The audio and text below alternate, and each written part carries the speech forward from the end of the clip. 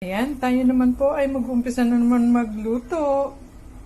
Welcome dito sa aking kusina. Ayan po, nakababad po yung aking strawberry mushrooms. Ayan po, akin pong gagawin soup yan. Habang pinapakuluan ko naman po yung pinaka-lean meat. Wala pong taba iyan, kundi puro karne. Ayan, i-off ko na po at i-rinse ko. Tapos pagsasamahin ko na sila sa isang pakuluan. Ayan, naka-ready na rin po.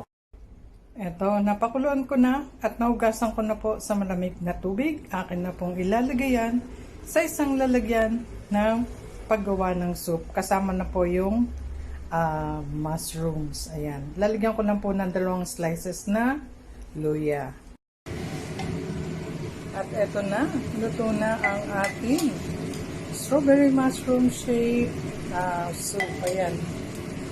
Simple lang po, di ba? Pero napaka-taas po ng kanyang nutritional value. Ayan. At ayan po, luto ng ating sabaw. Iniwalay ko po yung laman sa liquid.